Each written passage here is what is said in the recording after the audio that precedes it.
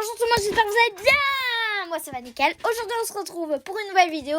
Dans cette vidéo, on va lire l'histoire d'une mouette et du chat qui lui a appris à voler de Louis Sepulveda, édition Métaillé suite. Partie 1, chapitre 1, Mer du Nord. Bande et harengs à bâbord, annonça la vigie et le vol des mouettes du phare du Sable Rouge. Accueillit la nouvelle avec des cris de soulagement. Il y avait 6 heures qu'elle volait sans interruption et bien que les mouettes pilotent, elle les ait conduites par des courants d'air chaud agréables pour planer au-dessus de l'océan. Elles sentaient le besoin de refaire leur force et pour cela, quoi de mieux d'une bonne ventrée de harengs. Elles survolaient l'embouchure et l'Elbe dans la mer du Nord. D'en haut, elles voyaient les bateaux à la queue leu-leu, comme des animaux marins patients et disciplinés, attendant leur tour pour gagner la pleine mer et là mettre le cap vers les ports de la planète. Kanga, une mouette aux plumes argentées, aimait particulièrement regarder les pavillons des bateaux car elle savait que chacune représentait une façon de parler, de nommer des choses avec des mots différents. Comme c'est difficile pour les hommes, nous les mouettes, nous crions de la même manière dans le monde entier, cria un jour Kanga à l'une de ses campagnes de vol. C'est comme ça, et le plus étonnant, c'est que parfois, ils arrivent à se comprendre, elle répondit sa compagne. Au-delà de la ligne de la côte, le paysage était d'un vert intense, c'était un immense pré, dans lequel on distinguait les troupeaux de moutons en train de paître à l'abri des digues et les ailées paresseuses des moulins à vent. Suivant les instructions des pilotes, la bande de mouettes du phare du Sable Rouge prit un courant d'air froid et se jeta en piqué sur le blanc des harengs. Ces 20 corps trouèrent la mer comme des flèches et en ressortant de l'eau, chaque mouette tenait un hareng dans son bec. Délicieux hareng, délicieux et gros. Juste ce qu'il leur fallait pour reprendre de l'énergie avant de continuer à voler jusqu'à Den Helder, où les rejoignait à voler jusqu'à... Oh la vache! Excusez-moi. Où les rejoindraient les vols des îles Frissonnes. Le plan de vol prévoyait de continuer ensuite jusqu'au pas de Calais, à la Manche où elles seraient reçues par les bandes de la baie de Seine et de Saint-Malo, en compagnie desquelles elles voleraient jusqu'au ciel de Biscaye. Elles seraient alors un millier qu'on verrait comme un rapide nuage d'argent et que grossiraient les bandes de Belle-Île, d'Olréon, des Caps, Machichaco, de Lapio et de Pena. Lorsque toutes les mouettes autorisées par la loi de la mer et des vents voleraient au-dessus de la Biscaye, la grande convention des mouettes des mers Baltiques du Nord et de l'Atlantique pourrait commencer. Ce serait une belle réunion. Kanga y pensait empêcher son 3e hareng comme tous les ans en ayant raconterait des histoires intéressantes, en particulier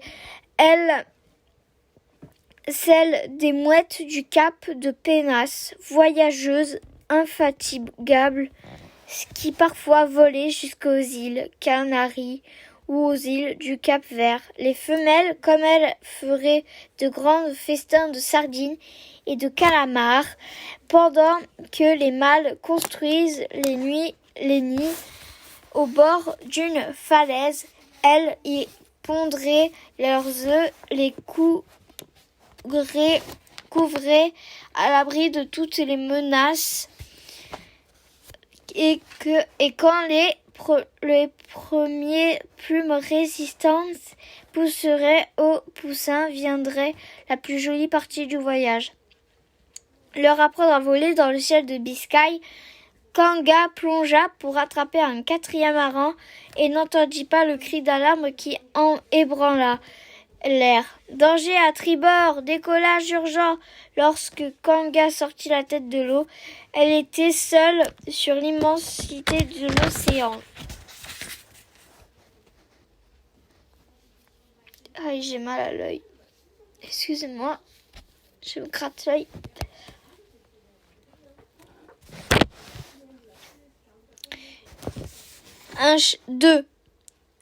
Chapitre 2. Un chat grand, noir et gros. J'ai beaucoup de peine de te laisser tout seul, dit l'enfant en caressant le dos du chat grand, noir et gros. Puis il continua à remplir son sac à dos. Il favorise la rangée, hésitait, la sortait et ne savait pas s'il le remettait dans le sac ou s'il le laissait sur la table. Il n'arrivait pas à se décider ce qu'il allait emmener en vacances et ce qu'il allait laisser à la maison. Le chat grand, noir et gros le regardait avec attention, assis sur le bord de la fenêtre, son endroit préféré. J'ai pris mes lunettes pour nager. Zorbaz, t'as pas vu mes lunettes? Non, tu les connais? Tu ne les connais pas?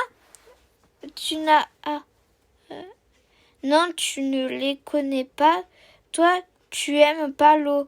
Tu ne sais pas ce que tu perds. La natation est un des sports les plus amusants. Des croquettes, proposa l'enfant en prenant une boîte de croquettes pour chat. Il en servit une ration plus que généreuse. Et le chat, grand, noir et gros, se mit à mastiquer lentement pour faire durer le plaisir. Quelques croquettes délicieuses craquantes au bon goût de poisson. C'est un garçon formidable, pensa le chat, la bouche pleine. Comment ça, un garçon formidable? Le meilleur, corrigea-t-il en avalant. Zorba, le chat grand, noir et gros, avait de bonnes raisons de penser cela de cet enfant, qu'il dépensait son argent de poche en délicieuses croquettes, qui nettoyait la litière de la caisse où il faisait ses soins et que l'instruisait en lui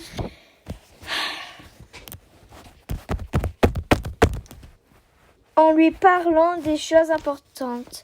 Ils passaient de longues heures ensemble sur le balcon à regarder l'activité incessante du port de Hamburg. Et là, par exemple, le garçon lui disait: Tu vois ce bateau, Zorbaz? Tu sais d'où il vient? Du Libéria, un pays d'Afrique très intéressant parce qu'il a été fondé par des hommes qui avaient été esclaves. Quand je serai grand, je serai capitaine d'un grand voilier et j'irai au Libéria.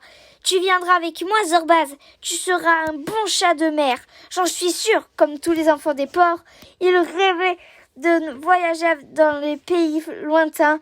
Le chat grand, noir et gros l'écoutait en ronronnant et se voyait aussi à bord d'un voilier innocent les mers. On va arrêter là. Bon, j'espère que cette vidéo vous aura plu. N'hésitez pas à vous abonner, liker, voilà. À plus. Et écoutez mon podcast qui est bientôt sur Apple Podcast. Il est sur Google Podcast, Spotify Et 10h, ça va commencer. Je sais pas. Et encore. Et voilà. Au revoir.